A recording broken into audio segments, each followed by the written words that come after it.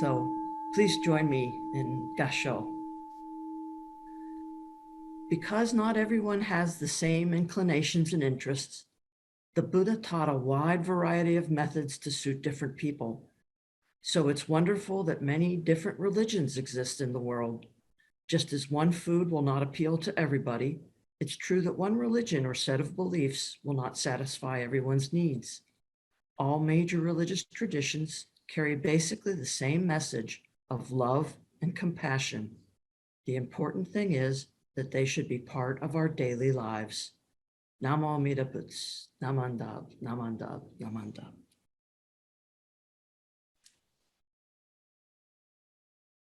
Well, I selected to share that. It's sort of a paraphrasing of what the Dalai Lama said about practicing our religions in our daily lives, and how that we should be able to see that not just when we get together as we do on Sunday mornings, but throughout our days, to see that in effect.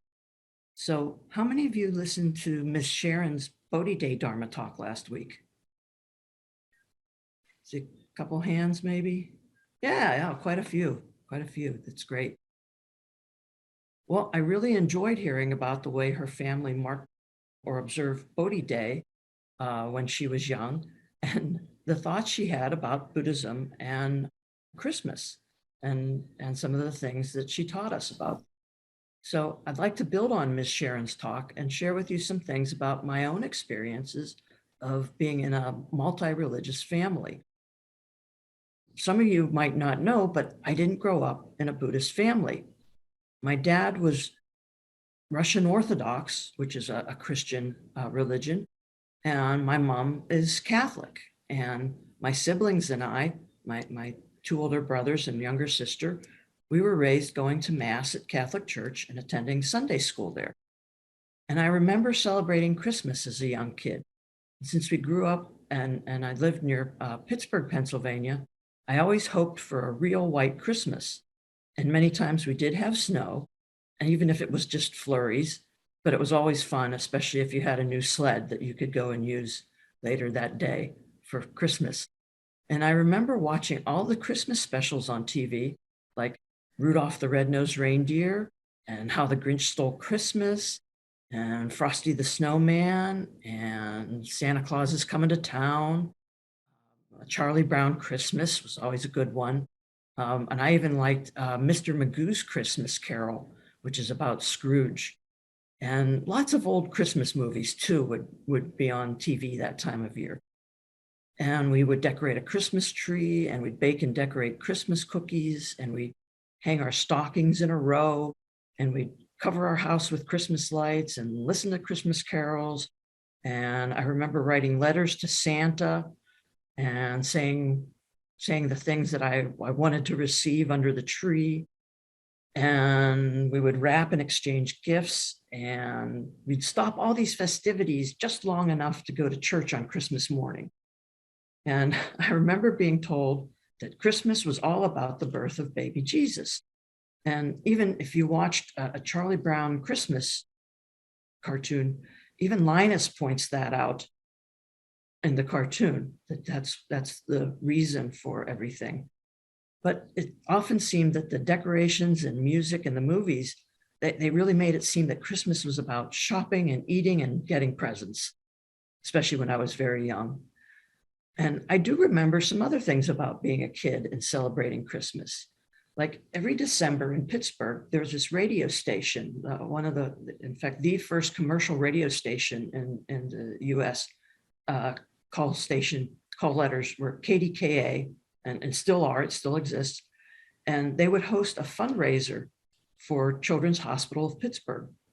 And they would broadcast from a local department store window, and they would invite listeners to come down to the storefront booth and make a donation and possibly get to say something on the air. So if you made a donation, you get maybe a brief chance to talk into the microphone and maybe wish your family and friends happy holidays or something like that. And Jack Bogut was the name of the host of the broadcast, and he would often pick a different sort of comical shtick or a routine he would do every year. and he would entice listeners to come down and make their donations to the Children's Hospital Free Care Fund that helped the kids whose families didn't have enough money to pay for their health care. And one year, there was a listener who told Bogut about the farkleberry. And it was a tangy little berry, although not native to Pittsburgh. And it had this really funny name, farkleberry. And since he hadn't thought of any way to attract donations that year, Jack had that story of farkleberries on his mind when he was on the air. And suddenly he just blurted out, "Start your heart, eat a farkleberry tart, and tear the world apart." Well, it was kind of a crazy, didn't make much sense thing to say, but for some reason, Jack's goofiness made the saying an instant hit, and it became a slogan for the Children's Hospital fundraising broadcast for that year and years to come. And that silly little rhyme that Jack Bogut had invited people to open their hearts, donate to the kids at Children's Hospital, share some tasty farkleberry themed food, and make a difference in the world, even if that difference was just in the life of just one kid. So each year after that, Jack Bogut would devise another farkleberry flavored something or other to draw more and more donations to the broadcast booth in the department store window. And Jim Delegati, who was the owner of Western Pennsylvania McDonald's franchises and also the inventor of the Big Mac, he would help to bring Jack's crazy ideas into reality. And so Jim always came up with something delicious that was made with farkleberries, and he donated everything that they made there in the McDonald's kitchens to the Free Care Fund for KDKA Radio.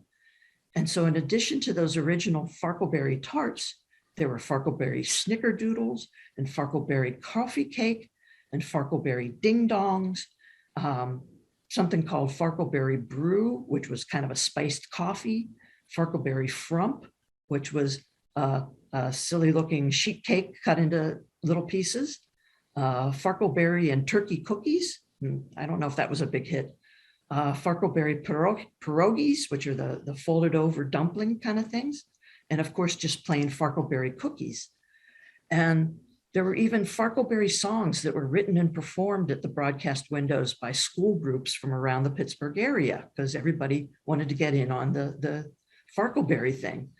But most of all, farkleberry was an excuse to be generous to the kids at Children's Hospital and bring joy into the lives of others.